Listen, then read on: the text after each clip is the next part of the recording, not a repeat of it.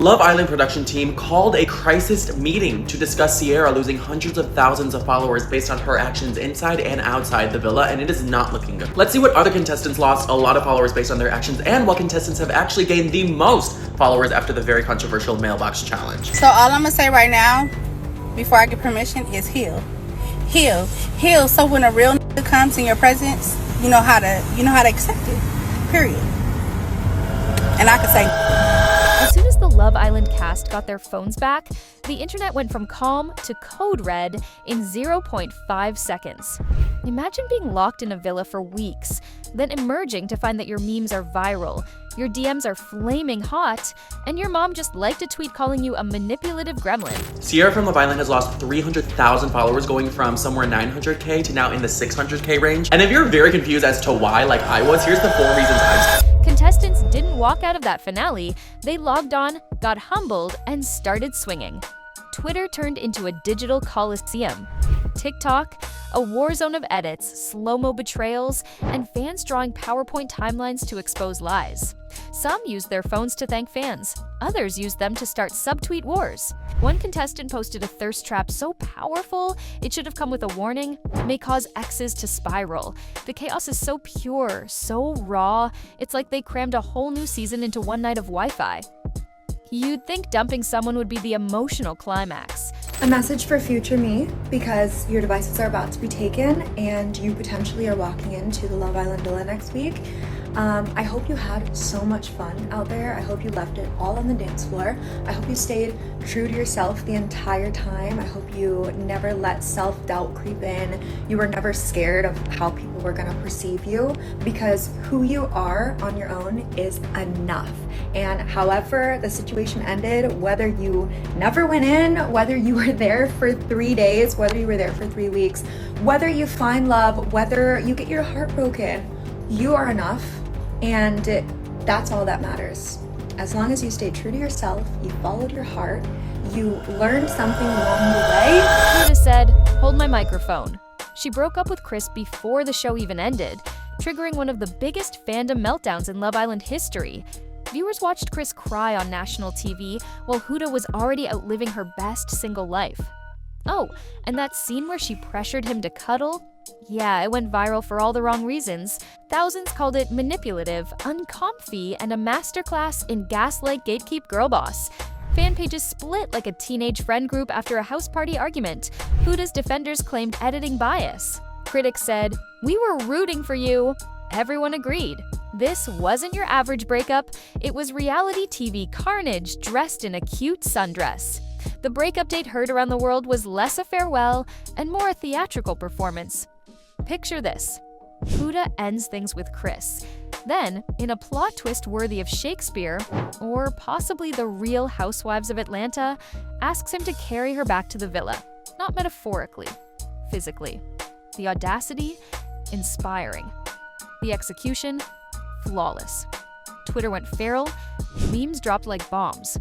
One fan wrote, "This is feminist chaos. I salute her." Others, not so impressed. But whether you loved her or wanted to toss your TV out the window, everyone agreed.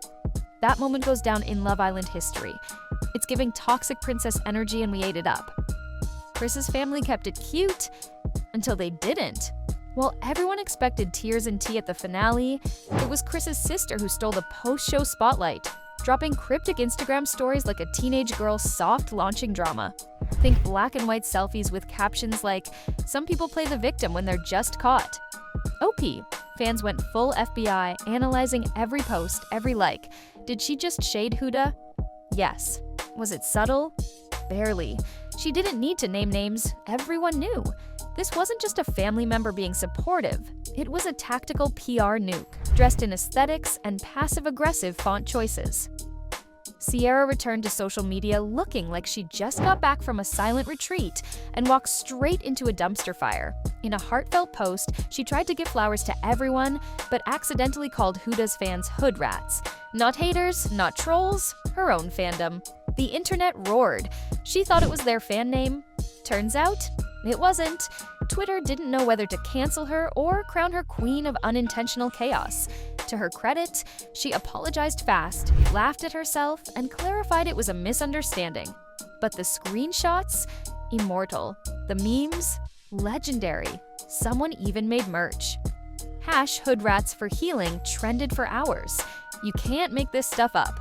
After her HoodRats mishap, Cierra dropped a hard left turn into real talk. She shared her DMs, raw, unfiltered, and disgusting, and called out the level of abuse contestants face post-show. "This isn't fandom," she said. "It's harassment." Then she did something wild. She called for collective healing, and not in a cheesy way.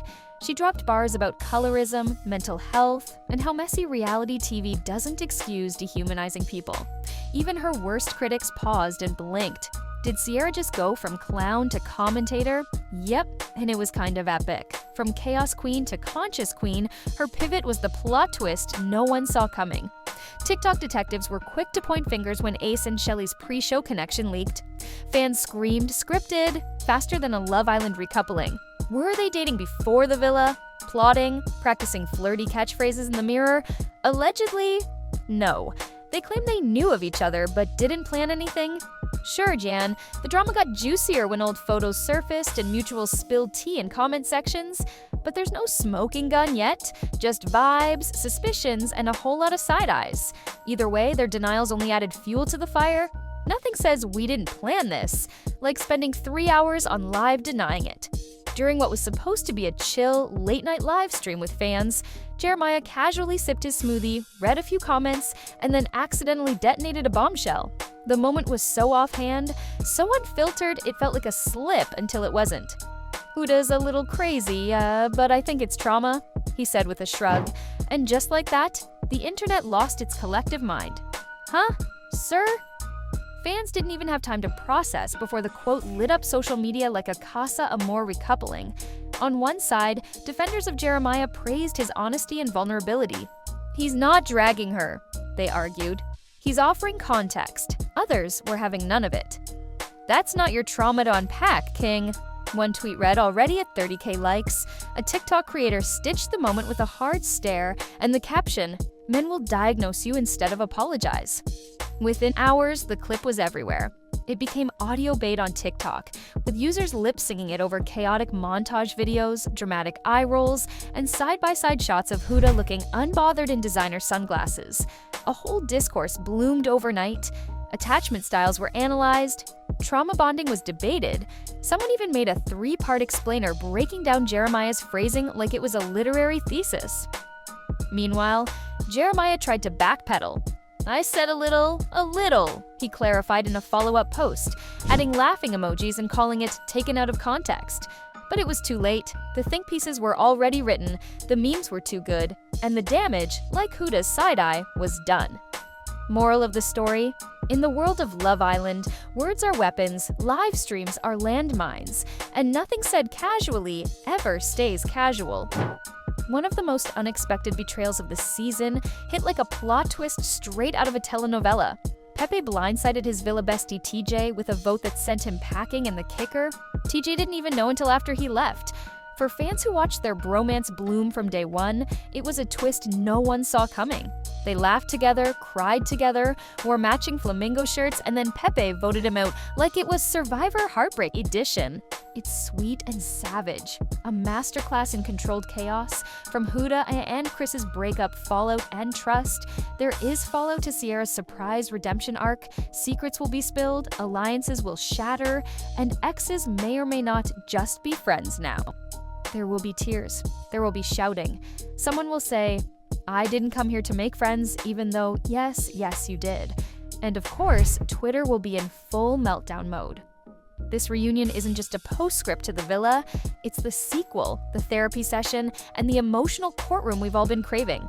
The villa may be closed, but the drama, oh honey, it's just getting started, and it's coming in Dolby surround sound. So grab your popcorn, refresh your timelines, and silence your notifications. Because Love Island, the reunion isn't just a TV special. It's a televised group chat with unresolved beef, buried secrets, and receipts ready to be read aloud in 4K. Whether you're Team Huda, Team Chris, Team Chaos, or just here for the emotional whiplash, one thing's for sure, nothing will ever be the same after August 25th. The villa gave us love, The internet gave us war. Now, the reunion is giving us the final boss level of drama. See you there!